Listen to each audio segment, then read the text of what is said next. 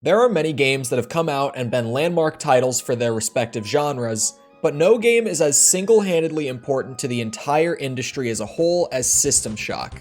The game is nearly 30 years old now, with a remake coming out soon, maybe, and is still one of, if not the most influential games ever created. So what's with the title of the video? Well, a lot of people haven't played System Shock before because it's old, and most people have this weird notion that old games are just bad by default. And on top of that, I don't really recommend that you play System Shock for reasons that we'll get into very shortly. But before that, let's talk about what it was exactly that System Shock pioneered for the video games medium. The first one that comes to mind is the game's approach to storytelling. System Shock tells a story where you end up on a space station that went to ruin months prior, and you slowly piece together the backstory as you move through the station using text and audio logs. Sound relatively familiar? How many games today have you finding notes left behind by people that used to live in the environment, or audio recordings that flesh out more of the background? Well, that started here, and whether you like it or not, it's an incredibly effective way of filling in background information within a story of this medium. And speaking of story, it's the first FPS game to ever really have a fully coherent one. 4 years before Half-Life, here's System Shock telling a story during the gameplay using environmental storytelling, using logs to flesh out the background, and just having an all-encompassing and well-thought-out world to experience. First-person shooters have become the most popular genre in the entire gaming industry, and most of them nowadays include these deep and engaging stories, and those games all trace a lineage back to System Shock. There were other, much more popular FPS games to come before System Shock, like Wolfenstein 3D or Doom, that had the player circle strafing around monsters and blasting them with their giant guns, but System Shock was the first FPS game to take a realistic and grounded approach. The player walks at the speed of a normal human, has to scavenge for resources, reload their weapon manually, and even heal themselves manually after combat. The player can also crouch, prone, and lean around corners to make themselves a smaller target for enemies, leading to slower and more tactical gameplay. System Shock also runs on the first truly 3D gaming engine. Games like Doom had come before, and while they resembled a 3D game, they were actually little more than smoke and mirrors, still running on a 2D plane. This is one of the many reasons that you can't look up or down in most FPS games of the early 90s. It's because there is no up and down, there's only the illusion of it. System Shock's levels have multiple floors stacked on top of one another, the ability to look up and down, crouch, and crawl under objects and through small spaces and more. And while the industry would have found its way to 3D games without System Shock, this is the earliest game that I know of that uses a truly 3D engine, and that's something that ought to be commended.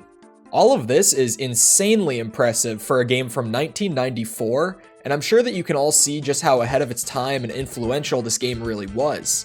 But why don't I recommend that you play it? Well, to start with, it controls horribly. I once heard a joke, I believe it was Civi, who said that System Shock plays more like an operating system than a video game, and that kind of sums it up perfectly. There was a remade port of the game from Night Dive Studios a few years ago that I used to record this video because I am not playing the original. That does fix a lot of this, but it's only band-aid solutions. First off, the game never had mouse look. You had to point your cursor to the edge of the viewport and click to turn left or right or up and down. Also, just look at this HUD. The remade port allows you to use a full screen mode to get rid of it, which is why my gameplay looks a lot more natural here. But even when you're using this mode, it's still just an information overload that blocks you from really getting immersed within the world. While it's nice to have all this information available, every single thing that you put on the screen is going to block the player from really feeling like they belong in the world, and there's just a lot on the screen here. And while this won't apply to everyone, I suffer from poor vision that leads to eye strain, and this game's visuals just make it so much worse. I can only play System Shock for less than 30 minutes at a time to not strain my eyes, because everything just looks so harsh, and the color palette is just so aggressive? Yeah, aggressive's the word for it. And while we're on the topic of presentation, I'll just let you listen to some of the audio design for yourself.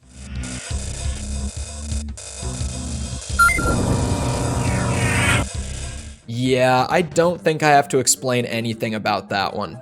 While I know that this will differ from person to person, this game is a crazy headache inducer for me, and I know that some people out there are likely going to respond the same way. The levels in this game are also really difficult to navigate. The team wanted the player to feel like they were moving through an actual space station and like people could live and work there, rather than having a player feel like they're just moving through another video game level. While they absolutely achieved this goal, and it is really impressive, a lot of the levels here just feel so maze-like, and I get lost so often when I'm playing it. Some people won't mind needing to take the time to learn their way around the station, but for me, this only adds to the headache of playing System Shock even more, and I'm not big on getting migraines.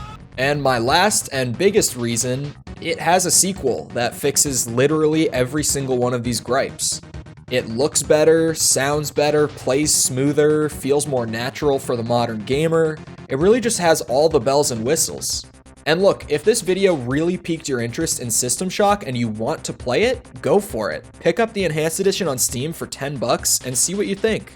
I don't mean to tell you that you should never play this game, just that as someone who has now completed it twice over the years, I really don't recommend it unless you are exceptionally patient. System Shock is quite possibly the single most impressive game of the early 90s, and I hope that even if you aren't going to play the game for yourself, that you at least learned something or found the video interesting. If you did enjoy, feel free to leave a like on the video to help out with the algorithm, and even subscribe to the channel if you want more interesting gaming content like this in your feed. Let me know what you thought of the video or the discussion in the comments below.